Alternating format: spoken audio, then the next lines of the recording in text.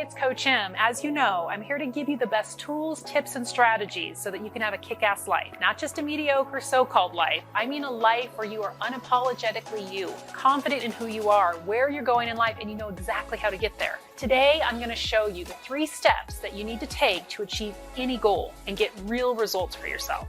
Coming up.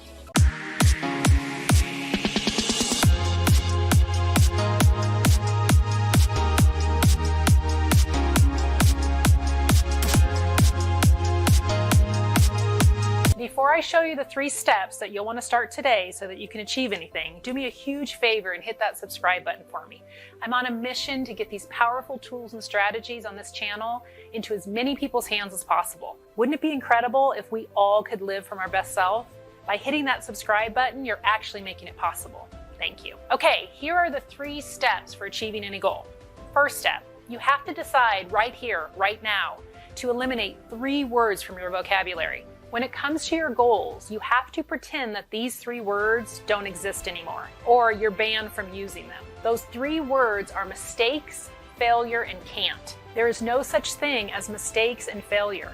Only decisions moving you towards a goal or away from a goal. That's it. The problem with the words mistakes and failure is every time we say them, we start to feel bad about ourselves, because they are what we call trigger words. They trigger us. A trigger word is anything that brings up the negative feelings you have about yourself that stem from the belief that you're not good enough. We've all struggled with the feeling of seeing ourselves as just not being good enough, not smart enough, not attractive enough, perfect enough. The problem is we keep telling ourselves that we're a failure, or we keep beating ourselves up over our so-called mistakes. This is only holding us back from achieving our goals and our dreams. Think about it for a second. If I say to you, you made a mistake, immediately, how does that make you feel? Not so great, right? It begins to bring up negative emotions for you. But what if I said that choice just didn't move you closer to your goal? How does that make you feel? Now, if you suffer from very low self-esteem, even that statement could conjure up some negative feelings for you. But overall, the second statement is much more neutral, right? It makes you feel like you could try again, try something different, and not give up. This is the thing. Achieving what you want in life is about hacking your brain and cutting through the BS, which means bypassing that part of your brain that's always trying to keep you safe and preventing you from expanding, learning, and growing outside of your comfort zone. It's the part that tells you how you're not smart enough to do something, not attractive enough to get someone's attention, and not good enough to achieve your goals. It's BS. And deep down inside, you know it. At the core of your being, you know that you are so much more than your thoughts. You know that if others can do something, so can you. It's time today to start seeing the BS for exactly what it is. By deciding to eliminate the words mistakes, failure, and can't, you're refusing to be triggered into a state of feeling bad about yourself. You're deciding to take control over what you think and how you feel. When people talk about stepping into their personal inner power, this is exactly what it is.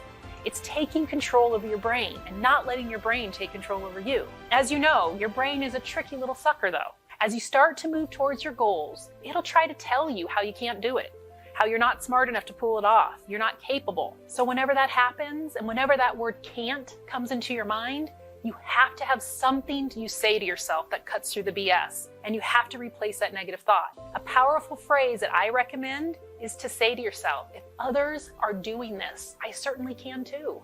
Your mind may flood you with thoughts like, but they're smarter and better than you. They have skills that you don't. They have money. They have connections with people that you don't. In this instance, you'll want to repeat to yourself, I may need other resources. It may take me a while, but the truth is, if other people have done it and are doing it, then I can definitely do it too. There's no reason why I can't. Every time you're working on your goal, repeat the saying, if others can do it, so can I. Repeat it as much as you need to for it to really start to sink in. Remember, you get to tell your brain what to think, not the other way around. Second step, when you choose a goal for yourself, always put the emotion in the destination and remove it from the journey. What does this mean? Putting all your emotion in the destination is about remembering why you want to achieve this goal, seeing yourself actually achieving it and feeling every emotion that you'll have once you achieve it. To do this, you'll want to use the power of visualization. Visualization is used by a large number of professional athletes and actors, not to mention many other people. There is some real science behind the power of visualization. Basically, your brain treats visualizing as reality. If you do it enough, you'll actually start to act and behave as if you already know how to accomplish your goal. Isn't that crazy? So, each morning before you get out of bed, lay there for a few minutes and think about why you really want to achieve the goal. Then visualize yourself having already achieved it. What would you look like? How would you feel? What new thoughts and ideas would you have about yourself? What else would you believe is possible for you to accomplish? And what would achieving the goal allow you to do in your life? Maybe be able to walk into any room and talk to anyone, or feel so confident that you wouldn't care what others thought of you. Take several minutes in the morning each day and soak in every emotion that you feel as you visualize yourself achieving the goal. Trust me, do this every single morning until you reach your goal, and it will make a huge impact on you actually achieving your goal. Okay, so what does remove all the emotion from the journey mean? Basically, you're going to treat your goal as a large experiment. The goal is the result of the experiment. And the steps that you take to reach the goal are what we call micro experiments. You're going to treat your goal as a scientist would treat an experiment, simply tweaking, adapting, and changing the steps as necessary to get closer to achieving the end result. You want to remove any emotion around the steps that you take in your experiment. What stops most of us from achieving something is being discouraged after we've tried something for a short period of time and discover that it doesn't work. We feel bad that we weren't able to achieve our goal because we had the expectation that everything we tried, everything that we did towards achieving the goal was going to work out. When we hold so much weight on what we try and we tie it to our self-worth, we end up stopping ourselves from going any further. Have you ever done this? You set a goal for yourself, you do some research on what you want to try, you do it for a little bit, you don't see any progress, and then you make up a story like, see, I knew this wouldn't work.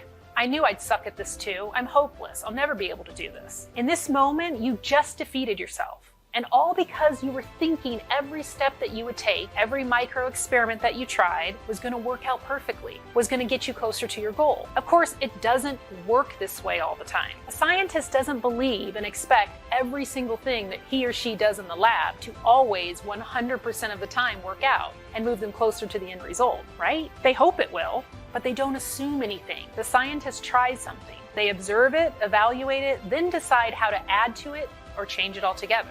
And they certainly don't give up ever, right? So we have to view our goals the exact same way. Every micro experiment, every small step that you take towards your end goal has to be viewed in a neutral way. Take the emotion out of it. You can hope that it's going to move you closer to your goal, but don't turn your hope into expectation. Decide just to try a micro experiment and see if it'll move you closer to the goal or not. And if not, you're simply going to try another one, something different. Each micro experiment is only there to show you if it'll move you closer to the goal or not. And this brings me to the third step. You'll only want to do micro experiments that you've researched and that you know have worked for other people. Remember that research experimented with is your superpower. When you have a goal that you set for yourself, write it down, then research it like crazy. Remember, there is someone else out there already doing what you're trying to achieve. There's no shortage of resources to help you achieve anything. There are people creating content every day about the very goal that you're trying to achieve, and they have the micro experiments that worked for them. So gather the knowledge, then adapt it to fit who you are, your lifestyle, your schedule. YouTube is one of the best platforms to help you accomplish any goal that you have for yourself. Not to mention, there are also a crazy amount of books, classes, articles, webinars, podcasts, and seminars on the goal that you want to achieve. Tap into those resources. Now, the key is to remember that research can overwhelm us at times if we don't know how to break down our research in a way that doesn't overwhelm our brain. So if you want to jump online and start Googling everything you can about your goal, that's fine, but you'll need a framework to follow once you've gathered all the information so that your goal doesn't seem too daunting or intimidating after you've researched it. You'll want to separate out your research into categories, subcategories, and micro experiments. Here's an example of what this would look like. Let's say your goal is to make the JV soccer team your freshman year of high school. You do your research and you find out that there are a few categories for achieving the goal: physical fitness, healthy living, practicing and playing. Now, we would break these categories into subcategories. For the physical fitness category, the subcategories would be cardio endurance training, strength training, flexibility agility training. The healthy living subcategories would be eating well-balanced healthy meals for your body type, sleeping at least 8 to 9 hours every night consistently, drinking 8 to 9 glasses of water every day, taking appropriate vitamins and minerals for your age. The practicing and playing subcategories would include ball control drills, kicking drills, passing drills, dribbling drills, playing on a team, private coaching. After we identify the subcategories, we would then think of the micro experiments that we want to try in each area. Remember, it's just a step that you're going to try. It may work and it may not. Usually micro experiments do work as long as you've done your research and have given them enough time to work. But again, we want to always go into it with neutral feelings. So an example of some micro experiments in this case would be for the cardio endurance training subcategory. Your micro experiment could be to decide to jog for 15 minutes each day until the jogging seems easy.